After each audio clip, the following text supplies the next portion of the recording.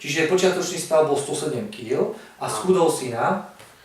Aktuálne 74. Myslím v tom, keď si predtým ešte začal posilovať. Na 85. No a to už je potom ďalšia kapitola, o ktorej som sa chcel rozprávať.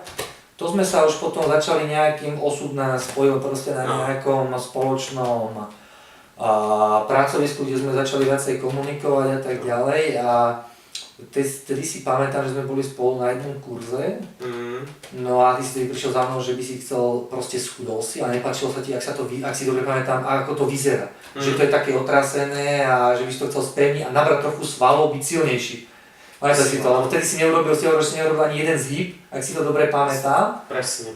No a ja si pamätám vtedy takú príhodu, že pôjdeme spolu cvičiť. Ak si chodil po tej posilovni, ak som ti ukazoval, že toto si dáš, toto, tak proste keď človek robí s tými ľuďmi a keď sa tak pozrie na tých ľudí, tak vieš ich proste zaradiť k nejakému športu približne.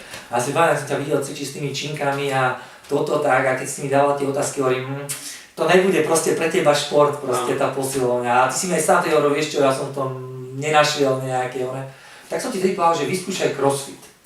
Že ja si myslím, vzhľadom na to, čo aj robíš a tak ďalej, že veľa beháš, že vyskúšaj ten crossfit. A to je ďalšia kapitola v tvojom živote.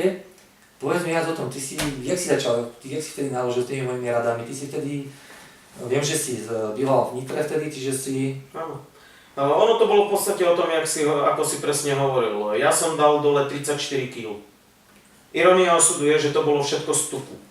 Na jednu stranu fajn, super, 34 kg z tuku, na druhú stranu to až toľko. Takže a na mne zostalo užitočné silové svalové hmoty akorát tak, aby som stal v spriamene. Ľudia, čo ti hovorili? Ľudia nemysleli si, že si chorý alebo niečo? Tým, že som bol dlho služobne mimo Slovenska, tí ľudia ma nevideli. Čiže ja keď som sa vrátil na pôvodné pracovisko, ľudia za mnou chodili a vystrašene na mňa pozerali, či nemám rakovinu alebo leukémiu. Je to klasický príznak, keď sú chalani, vlastne, keď nerobí nad kulturistami a keď je niekto v dobrej forme, tak vlastne stiahnuté líca a ona je príznak dobrej formy a ľudia si myslia, že sú tí chalani chorí, takže si sa z niečím... Mňa ľudia spoznávali len podľa hlasu. Len podľa hlasu, že počujem niekoho, pozerali, že počujem Vlada, ale kde je Vlado?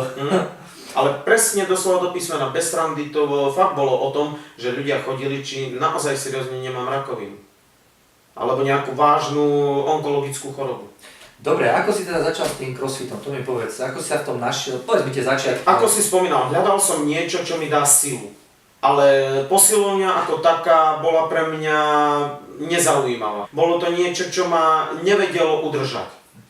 Tej posilovni, tak hľadal som, pozeral som, mal som jedno obrovské šťastie, bola to fakt úplná totálna náhoda, že v Nitre v auguste 2014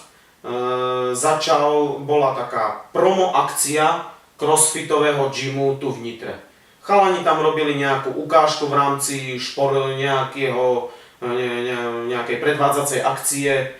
No, v mestskom parku, my sme tam boli na prechádzke a ja som už ako absolútny totálny laik si o crossfite niečo prečítal, ale bolo to také ostýchavé. Tak som tam prišiel, porozprával sa s chalanmi, čo robia, ako robia, s Jožkom Porubským, s Braňom Kulichom. No a tí ma pozvali na tréning, že aby som prišiel, vyskúšam si to, uvidím, ako sa mi to bude páčiť. No takže ja začal si potom teda mákať. Dobre, my sa teda na chvíľku pozrieme do toho crossfitového gymu, ako to tam vyzerá.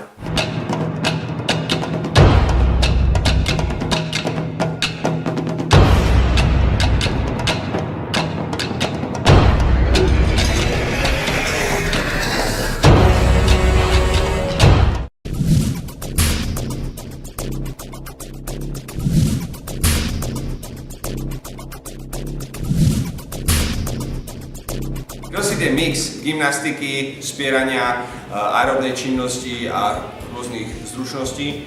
Cieľom CrossFitu je vybudovať všestranného atleta, to znamená nebyť najlepší v jednej disciplíne, ale byť dobrý v každej disciplíne. Vládko k nám začal chodiť približne pred 2 rokmi. Keď som došiel, mal obrovskú aerobnú kapacitu, ale silovo bol na tom biedne. Začal pracovať silovo, začal chodiť na spieračské tréningy, začal chodiť na crossfitové tréningy, čo mu v konečnom dôsledku zlepšilo silu, zlepšilo mu to svalovú vytrvalosť, získal nové zručnosti, ktoré vedel využívať vo workoutoch aj vo vysokej intenzite, čo z neho robí súčasne veľmi dobrého crossfitového cvičenca. Vladko chodí na veľa Spartan raceov, čiže potrebuje mať aeróbnu kapacitu, potrebuje vedieť prekonávať prekážky a je vo veľkej intenzite, čo mu CrossFit vyhovuje, čo mu CrossFit umožňuje robiť veľmi dobre. Takže môžem povedať, že z aerobného atleta, čisto aerobného atleta sa Vladko vypracoval veľmi všestranne a vie to využiť v svojom odvetví perfektne.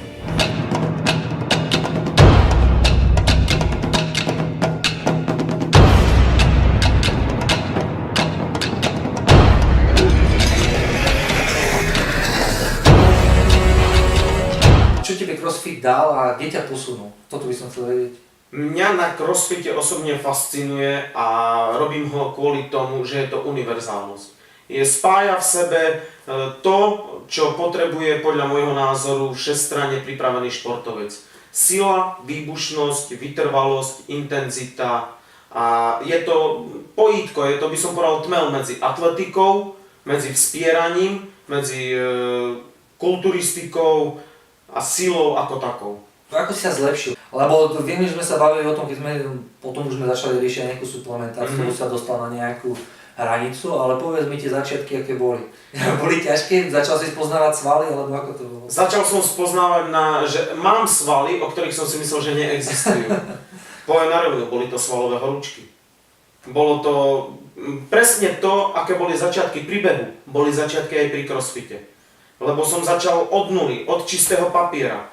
Musel som zasa všetko od znova sa učiť. Znova prichádzal iný typ záťaže. Musel som zasa k tomu upravovať stravu, pitný režim. Takže toto všetko, to bolo neustále vzdelávanie sa, neustále učenie sa, menenie vecí, prispôsobovanie vecí. Mal som obrovské šťastie a stále mám obrovské šťastie na úžasných trénerov. Sú to naozaj profesionáli, ktorí sa ti venujú, ktorí z teba dostanú všetko a naučia ťa všetko, čo potrebuješ. A ako bolo spomínané, CrossFit je veľmi, veľmi náročný šport na techniku. Sú tam základy vspierania, kulturistiky, je tam beh, je tam vytrvalosť. Nechcem ťa prerušiť, ma napadla taká herc, keď sa bavíme s chalami, čo vieš, robia kulturistiku, tak asi niektorí robia srandu, že kvôli tým trhovým pohybom, vieš, keď to niekto fakt neurobí dobre technicky, tak niekedy si tak robíme srandu, že CrossFit vymyslel nejaký ortoped, vieš, aby mal klientelu, a tak to iba také vtipky sú, vieš, ak si robia crossfitery s kulturistov, tak áno, dobre, kam ťa CrossFit posunú? Chcem vidieť konkrétne veci, teda koľko si, keď si začínal, viem, že si nerobil ani jeden zhyb, koľko robíš teraz napríklad zhybov? Takých tých vašich lietajúcich. Sú to takzvané tie keepingové zhyby a tých 30 unbroken sa dá. Čiže 30 urobíš, dobre, čo napríklad taký drep? Čo sa týka drepov, tak tam mám na predný drep maximálku 105 a zadný drep, predný drep 75 a zadný drep 110.